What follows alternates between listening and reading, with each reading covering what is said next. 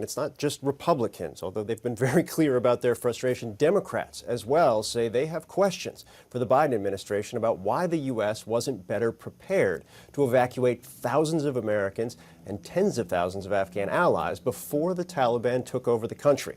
Republican Congresswoman Nicole Malliotakis of New York joins me now. She sits on the House Foreign Affairs Committee. It's one of the panels that we'll certainly be hearing from members of the administration next month. She's been briefed behind closed doors. Congresswoman, thanks so much for taking the time. I want to start with kind of the most recent news, which was the strike that was carried out last night by the U.S. military. What's your response to that strike? What does it tell you about where this administration is going?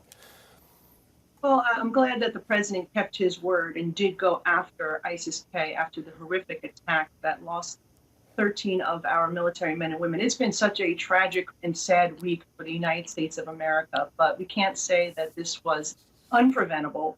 I believe there were a lot of horrific decisions that were made one after another that have led to where we are today, and it's extraordinarily unfortunate. And I think that the majority of Americans and the majority of the members of Congress do want our troops to come home. There's no doubt about that. It was the strategy or the lack thereof and the lack of contingency planning that went into this to close our air base in the middle of the night without even letting the commander, Afghan commander know, allowing our weapons to then be used by the Taliban for a full takeover, evacuating our military before our citizens. You know, there's been a lot of questions here that we want answers to as members of Congress, and I think the American people want answers too. And certainly we intend to get them. But right now, our main focus is to ensure that every American is evacuated safely. And we have, 3 days, although, if we need to stay, we should be staying, to make sure that every American is evacuated and repatriated here in the United States of America. So that's actually something I wanted to dig into. You helped a family from your district actually get out of Afghanistan. Look, this has been an extraordinarily complicated process and one of which no one thinks has been easy. Multiple members of Congress, outside groups have been playing a role. You obviously played a very specific role here. What is your level of confidence that the administration's pledge of just a couple of days ago that every American who wants to leave will be able to leave will end up true when this all ends in the next couple of days? Well, I think it's up to Congress to ensure that he keeps his word. I just don't believe that it can happen with the timeline that has been put forward by the president. In our case, it was during the beginning where we worked closely with the State Department to evacuate this family, a mother and 3 young children, 7, 3, and the smallest one, just 1-year-old. They've just been repatriated with their family in Brooklyn, New York, and I'm very happy about that. And we've been able to support the evacuation of 2 other citizens, and also those who graduated, 2 who graduated from West Point. The issue is we still have 3 other families who are relatives who are Afghan citizens, but they worked closely with U.S. aid.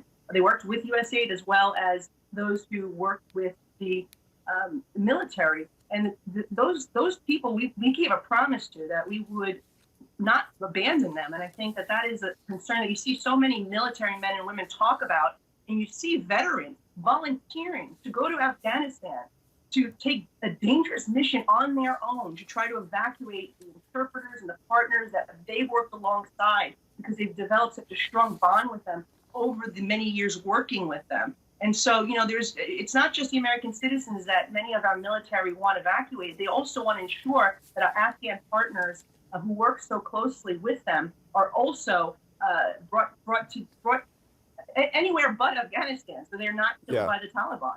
Yeah, no, there's no question about that. There's very real concern. I want to ask, you talked about all the questions that you have and some of the very real concerns you have about what's transpired. You tweeted on Wednesday night, at a time of such chaos and more Americans to evacuate, the President of the United States is already pulling troops off the ground when they're saying they need more support. This came before Thursday's attack, but the Pentagon has reiterated they'll complete that mission by August 31st. Look, this is what's happening. Do you believe troops should be there for a longer period of time? Is it just extend the deadline for a short period of time until everybody's out? Do you believe there needs to be a permanent presence? What's kind of your position here? Well, at a minimum, they must stay there till every American is evacuated, and we should. Afghan partners are extraordinarily important, particularly to the veterans who have served. we should do what we can to protect them as well. Look, perhaps there should be a very skeleton military presence for counterterrorism. That's something that we need to have discussions with our intelligence and military advisors. I don't think that the president has listened to his advisors, and I think that's part of the problem here. And that's what we're going to be drilling down as members of the Foreign Affairs Committee and just as members of Congress. But at minimum, we need to stay there until every American is evacuated. And I think if you speak with the men and women who are on the ground, that's what they want to do, and they need the commander-in-chief to allow them to do that. Congresswoman Nicole Malliotakis, thanks so much for taking the time. I really appreciate it. Thank you.